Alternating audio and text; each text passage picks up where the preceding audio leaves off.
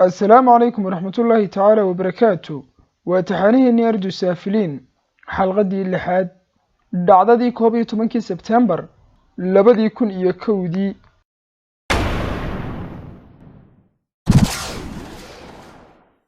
waa dabeeci in ruuxa arka dhacdo sidan ahi uu salbabaqo oo isku dhex daata waxa ay muuqda burjigii weynaa ee ganacsiga caalamka oo jooggiisii iyo jamaalkiisiiba leh oo dabaqyadiisa sare uu dab aan yareen iyo qiiq cufani ka muuqdo.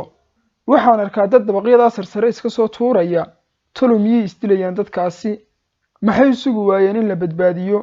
waxa markiiba isa soo dhoobay saxaafadii waxa kameradihii lagu aadiyay dhankii sare mise kii diyaaradii hore soo diray ayaa haddana mid labaad ka soo diray isla jaxiimadii uu tii hore ka soo diray waxana ay gaadhay burjigii labaad meeshiina waxa uu ka dhigay jaxiima buuqii iyo baroortii iyo huuhaadii la isla dhex marayeyna qarim ayay tidhi nafta la carar mooyaane tiro adduunna waa la kala dhaqaaqay magaaladiina way gelgelantay dadku aad ayay ula amankaageen dhacdadan caalamkii oo dhanna aad ayaa looga qaadaa dhigay. Trump waxaa dhacdadan loo buunbuuninayaa inay tahay mid marle araga oo aan hore u dhicin. maalin walba kumanaan nafood ayaa la galaaftaa haddana sidan oo kale looma hadal hayee. ma laga yaabaa sababta ay saamaynta intaa leegu yeelatay dhacdada 12 Sebtembar inay tahay inay u dhacday si lama arkaana oo action ah mise inay ahayd nasiibo mise inay warbaahintu aad u qaadaa dhigtay mise inay ahayd dhacdo Maraykan ah. saaxiibagow waxaynu joognaa 12 Sebtembar 2001 waa maalin qof kasta oo caalamka ku nool yar iyo weynba yaqaano oo ka warhayo. waa maalin aanay laba qarax dhicin ee afar weerar oo argagax leh ay dhaceen. waa maalin ay dhinteen 3,000 oo Maraykan ah ayna dhaawacmeen 6,000 oo Maraykan ahi. waa maalin uu Maraykanku waayay haybadii uu caalamka ku lahaa. waa maalin uu Maraykanku khasaaray 3 trilyan oo dollar. waa maalin la baasaysto. waa afar weerar oo ay fuliyeen afar diyaaradood oo ay kala lahaayeen labada shirkadood ee ugu waaweyn kuwa diyaaradaha ee Maraykanka oo la kala yiraahdo American Airlines iyo United Airlines. diyaaraduhuna sidii u caadada ahayd ayay rakaab uga qaadeen bariga Maraykanka waxayna u jihaysnaayeen galbeedka Maraykanka. hawada iyaga oo ku jira ayayna diyaaradahaas afduubteen argagixiso ka koobnaa 19 ruux. labadii diyaaradood ee lambaradoodu kala ahaayeen 12 iyo 175 waxay kala galeen labadii sarood ee ganacsiga caalamka ee ku yaalay New York. in lagu xusuusiyo mooyaane taasna in lagu sharaxo uma baahnid. hal saac iyo bar gudaheedna labadii burjibo way dumeen oo dhulkay galeen. labadii sarood ee caalamka ugu dhaadheeraa meeshoodii wax la moodaa inaan weligeedba wax laga dhisin waxayna ka tageen wax raada dab iyo dambas iyo boodh. dabka ka kacay weynidiisu waxay gaadhay heer uu dhismihii u dhowaa ee isaguna saraha ganacsiga ka tirsanaa ee la odhan jiray dhismaha 7 gubto oo dumo. waa 3 sarood oo daruuraha dhex dhambalayay oo inta ay dhulka galeen la moodo inaanay meeshiiba ku oolin. diyaaradda saddexaad oo ahayd diyaaradda uu lambarkeedu yahay 770 waxa ay gashay dhismaha wasaaradda difaaca ee Pentagon qaybtiisa galbeedna dhulka ayay la sintay. diyaaradda afraad oo ahayd 390 waxa uu hadafkeedu ahaa guriga cad ee Maraykanka oo ah dhismaha ugu sita dalka oo dhanba. balse dagaal baan oo dhex maray rakaabkii saarnaa iyo argagixisadii ayaa sababay inay ka leexato hadafkeedii waxayna ku qaraxday meel aanay u gol lahayn. markiiba waxa warbaahinta qabsaday ku tiri kuteen waxaana uu wariyay waliba isla soo yuubay Osama bin Laden ayaa ka dambeeyay qaraxan. 5 maalmood oo muran iyo dood lagu jirayna Osama ayaa si badheedh u sheegay inaanu shaqo iyo shuqultoona ku lahayn qaraxa meeshaas ka dhacay.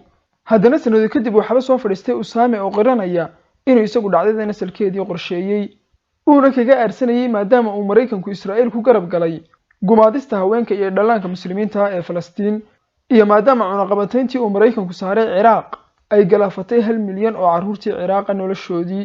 sanad iyo bar kadib dhacdadaas waxa la qabtay mid ka mid ah xubnihii ugu sitay argagixisada al-Qaacida oo la odhan jiray Khalid Sheikh Mohammed. waxa uu qirtay inuu qorshahaas isagu bilow ilaa dhamaad gacanta ku hayay fikirkanna uu isaga ka yimi 1996kii. markii uu Osama u sheegay inuu Osama la dhacay oo uu bilaabay inuu fuliyo 1999kii ayay yimaadeen Afghanistan afar dhalin ah oo kala ahaa Maxamed Cada, Marwan Ashiixi, Ziyaad al-Jarraax iyo Hani Xanjuur. waxayna ku tababaranayeen muddo sanada kadib waxay aadeen Maraykanka waxayna barteen cilmiga diyaaradaha ilaa ay ku baxeen darajo sare. waxayna isu diyaariyeen fulinta qorshihii argagixiseed ee ugu weynaa ee abi taariikhda caalamka soo maray. isla amaliyadaas kadib waxa uu Maraykanku u ambabaxay dhanka Afghanistan wuuna qabsaday dalkiiba si uu Ibn Laden gacanta ugu soo dhigo. balse maxay kuugu taallaa Usaame waxa uu ahaa sida curiyaha zi'baqa ama meerkurida ee xataa biruhu aanay hayn karin inta uu dalooliyo ka dhex baxa. Aniga oo hadalkii sidaa kuugu wada ayaa seef dhabarka layga likeeyey. Haddii aan eegayna waaba jalanqo bilicsan oo bocorkii haween u dhan yahay, kadibna way ku maagtay iyada oo kule miyaan lagaaga digin inaad shaydaankan dee kuwii raacdo oo aan lagu sheegin inuu ku dagayo.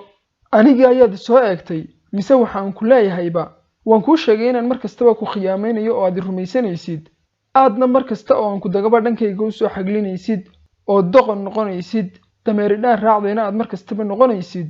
keliya wax kasta oo lagu sheegayba waad rumaysanaysaa, isla markaad hadalka maqashaba maskaxdaadu way aqbalaysaa oo rumaysanaysaa. sida awgeed ayaad aniga xabsigayga ugu waaraysaa oo aad weligaaba maxbuus igu ahaanaysaa. kuwan afka duubanayna mar walba igama kaa ilaalin karaan. haddii ay hadda iga kaa badbaadiyeenna waan kuu soo laabanayaa, iyaguna sidan kuma hareera joogayaan, adigana aniga ayuunbaa iska kaale saaxiib. waxaana aan quutaa khiyaamayntaada, inaan ku dagana waan ku istareexaa. mise ninkaygii aad taqaanayba maan ahayn anigii ee waa shaydaankii dee kuwii oo muuqaalkaygii samaystay, kadibna shaydaaninimadiisii ayuu ku laabtay. ilantii afka duubneed ayaana iyada oo kuwa caqli celinaysa ku tidhi ha werwerin, saaxiibkaagii aad la soo rafiiqday ee caalamkan la soo gashay waxa uu ku dhintay dabargoyntii luudlow markii uu islahaa carruurta badbaadi, laakiin caalamkan marnaba keligaa kuma noqonaysid. shayddaankanina inta uu isagii isaga kaa soo dhigay ayuu damcay inuu kaalintiisii ku buuxiyo oo ku khiyaameeyo. ilantii hawada ayay seeftiisii xooggan u weedhaafisay, mise jawigii aanu ku jirnay ayaa sidii maryaha u dildilaacay. waxaanaanu halkaas ka gallay caalamkii xaqiiqada ee mugdiga ahaa. markaasay igu tidhi markaan caalamka xaqiiqada keligaa kaagama tegayno ee annaga ayaad nala joogaysaa, ayna wadi aan kooxda inteeda kale ku soo bare. waxaad soo gashay hool weyn oo la moodo goob cilmi baadhiseed oo ay ka buuxaan qolyo afka duubani. mid ka mid a ayaadna garatay oo ahaa kii mudaharaadka dhexdiisa aynu kula kulannay, ayna gacan qabtay. inantii ayayna la hadleen iyaga oo ku leh soo dhowow Alexandria bilicsanay, mar walba waxaad bulshadeenna ku soo biirisaa dad wanaagsane.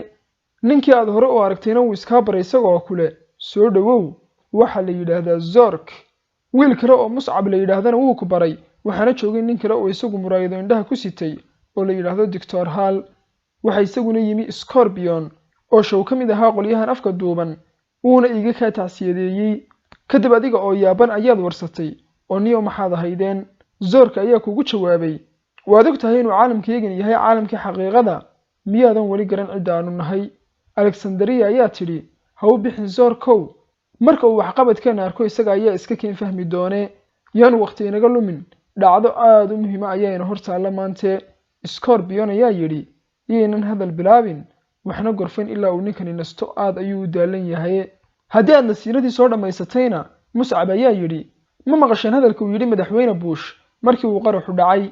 shaashadda ayuuba shiday mise waa Bush oo daldalmaya oo leh waxaan joogay iskuul aan booqasho ku tegay markii aan dhalada ka arkay diyaaraddii ugu horreysay oo burjigii koowaad gashay, manaan rumaysanin. Alexandria ayaa tidhi ninkani been ayuu sheegayaa, waayo qaraxii burjigii koowaad ay diyaaraddu gashay may jirin cid toos ama live u duubaysay. waxa keliya oo ay kaamiradiisu qabatay nin filim ka duubayay meel ka ag dhoweyd goobtaas, kaasna muuqaalkiisii dhowr casho kadib ayaa warbaahinta lagu soo bandhigay. Zork ayaa yidhi laga yaabaa inuu ninku salbabakhay oo isku dhex daatay oo uu kala garan la'yahay diyaaraddii hore iyo diyaaraddii dambe. kadib mid kale ayaa haddana halkeer ka yidhi waxaan warbixin ka helay qofka ugu waqtiga badan ee ka shaqeeya iskuulkaas, waxa uuna ii sheegay iskuulka inaanay tiifiyo oolin, haddii ay yaallaanna ay yihiin kuwo carruurta wax lagu baro ee aanay ahayn kuwo wararka iyo siyaasadda lagala socdo. ruuxna caqligiisu siin maayo, iskuul carruuri joogto ayaa lagu daawanayaa kanaallo warar sii daynaya. Alexandria ayaa si reerayn la u tidhi miyaanan idinku odhan madaxweyne Bush been ayuu sheegayaa. Zork ayaa yidhi haba ahaado beenawaas, taasi wax xaqiiqo ah inooma sugayso. laga yaaba inuu doonayay inuu sheekada macaaneeyo, waxaana aynu doonaynaa caddaymo go'an oo sugan ee ma doonayno dhuuran badan ee aynu ka faalloonno siyaabihii uu u dhacay qaraxaasi.